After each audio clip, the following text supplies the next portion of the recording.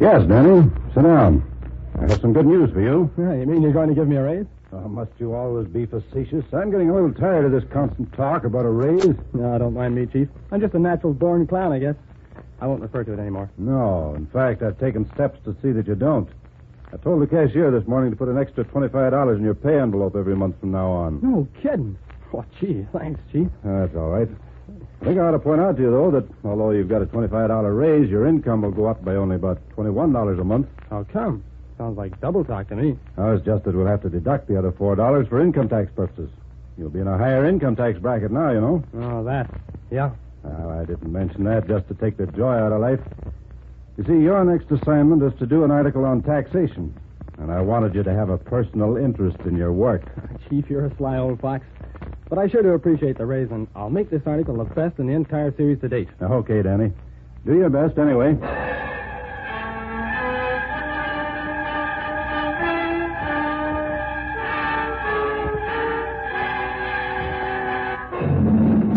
Why so glum, Danny? You don't look a bit like a man who just got a raise. No, it's this article I'm supposed to do on taxation.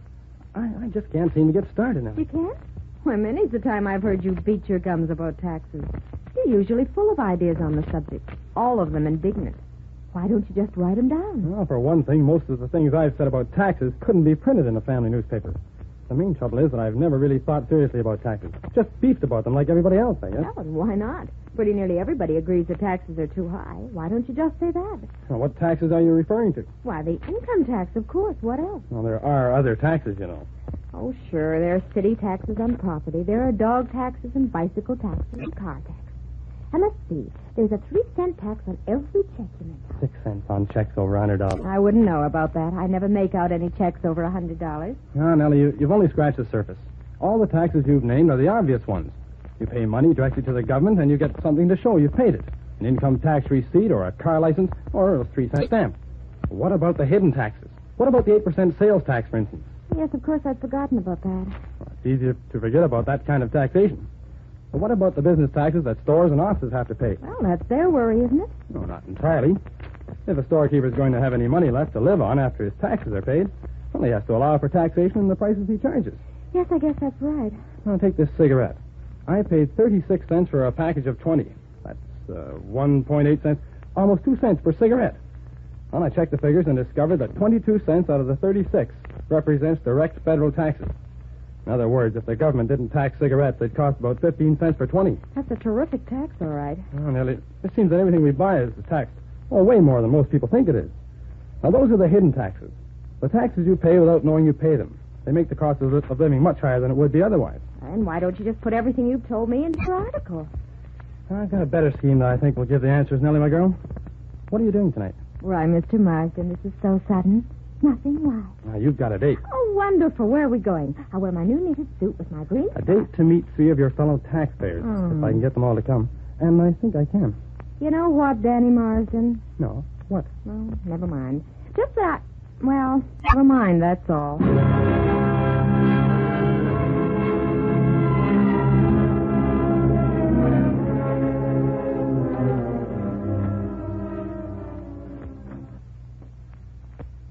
Well, there you are, Jerry. Well, hello, Glad you're Danny. able to make it. The others are already here. Come in. Oh, thanks, Danny. Nellie, this is Jerry Prentice. He's a carpenter and a union man. He's also somewhat of an amateur philosopher in his spare time. Jerry, this is Nelly Macroy, my assistant. How do you do, Miss McCoy? How do you do, Mr. Prentice? Over here is Grant Mitchell from the Mid-City Chamber of Commerce. How do you do, Miss How do you Mitchell? do? And in the corner, Mrs. Adeline Robbins, representing the investor. How do you do? Mrs. Robbins? All right, Danny, tell us, what is this all about now? Well, just as I told you over the phone, I'm getting tired of working for a living. I want you people to write my next article for me. What's it to be about, Danny? Taxation. Well, Danny, I guess everybody has opinions about taxation, but I can't for the life of me see how anything I might say about it could help you write your article. Well, I think that's where you're mistaken, Mrs. Robbins. I expect you to be a big help indeed. Now, let's get comfortably settled, and I'll explain what it's all about. I picked you 3 people, partly because you're all friends of mine, but also because you represent 3 segments of the population. You, Miss Robbins, represent the investor. Well, I've never thought of myself as an investor. Isn't that the man who lives on St. James Street and wears a silk hat? Now, Mrs. Robbins, you're a widow with 3 children to bring up, and you're doing a great job of bringing them up. Helped out by the income from some stocks your husband left you and your part-time job. Isn't that right? Well, yes, of course. That's perfectly true.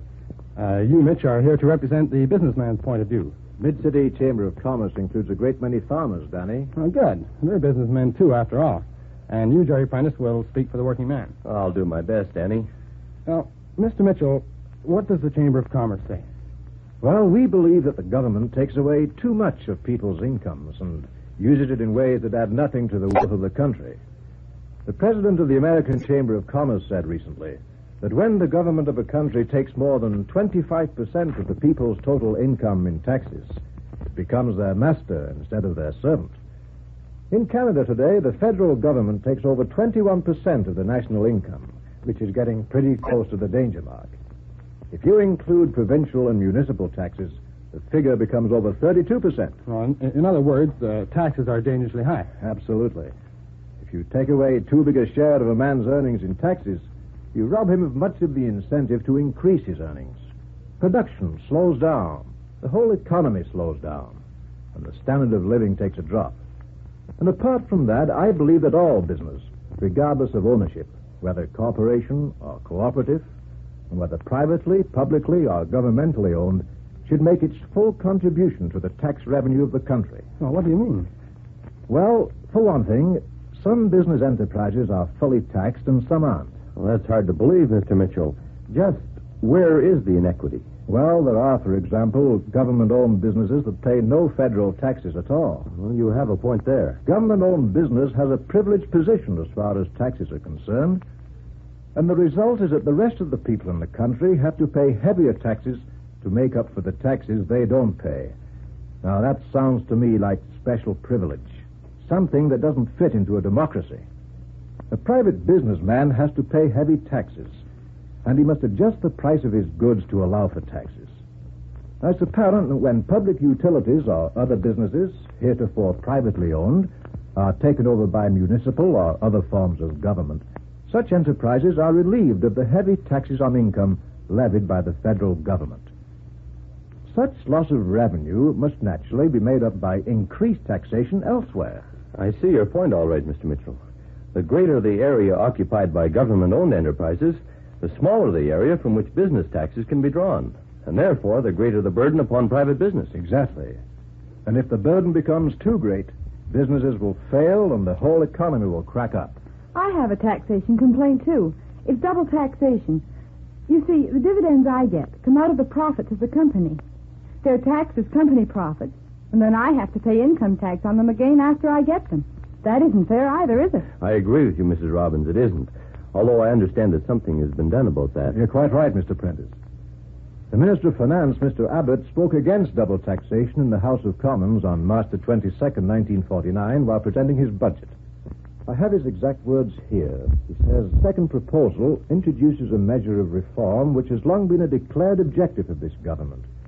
I refer to the removal of double taxation of corporate profits, which was one of the aims of the program we placed before the Dominion Provincial Conference in 1945-46. Well, he then went on to announce that stockholders would receive a credit against their income tax of 10% of dividends received from common shares. Later, he announced the extension of the 10% tax credit to include dividends from all classes of shares, both common and preferred. Well, that's some relief at least. But the Chamber of Commerce believes that double taxation should be entirely abolished. It's undemocratic. Well, we've brought out two good points in regard to taxation. Government-owned enterprises and double taxation. Is there anything else? Yes. Something should be done about hidden taxes. There's a point. Taxes are one of the things that keep prices up. The government takes a much bigger slice out of every sales dollar than the manufacturer's profits. Why, if a storekeeper, for instance, got anywhere near as much out of the sales dollar as the government takes, he'd soon be fabulously rich. Well, then, what's the answer? We think taxes are too high. How are they going to be cut, and how far can they be cut? Nobody in this country knows how far taxes can be cut. But it's high time we found out. How do we go about finding out? For one thing, by doing what the Americans have done. You've heard about the Hoover Commission. Yes, I've read about it. It's just spent 2 years and $2 million investigating the working of the executive branch of the American government with a view to finding out how economies can be introduced that will save the American taxpayer money. Now, I think that's what Canada needs. A royal commission similar to the Hoover Commission to find out how the government can economize in its operations without impairing efficiency, of course. Well, I entirely agree on that score, Mr. Mitchell. For example, a lot of people think it's a fine thing when the government goes into business of one kind or another, competing with private enterprise. Well, I don't. I notice that nearly all of these government businesses lose money, your money and mine, even though they operate tax-free. The only time they ever do make money is when they have a monopoly. Well, that sounds like inefficiency to me. If my money is going to be wasted, I'd like to do it myself, not have the government waste it for me. Well, you people have really given me a lot of ideas. This is one article I won't have much trouble writing. Just a minute, Danny. I want to add another point. One thing both labor and management have in common is incentives. Work harder to earn more. But when the government takes too much of a proportion of your increased earnings, well, why bother? A lot of people don't bother. And the result is lower production, less goods, and therefore less wealth in the country for everybody. Not only less wealth, Mr. Mitchell, less independence. The more of our money we turn over to the government, the more we're dependent on the government. Just carry that to its logical conclusion. If we turned our entire incomes into the government and left it to provide everything we need and run our lives for us, we just wouldn't have any freedom anymore. We'd be slaves of the state. Well, we're partway along that road to slavery now. We go farther along it with every extra cent we pay out in taxes.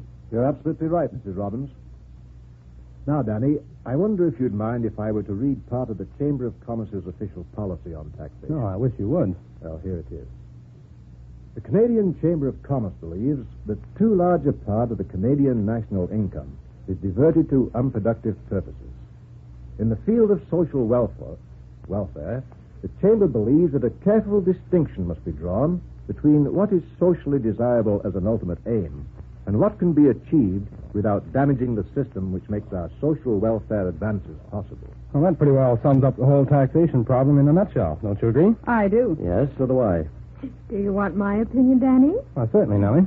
Well, then I'd say the time has come for prompt and direct action. Action? Yes, so let's get busy. You go and put on the coffee pot, and I'll make the sandwiches.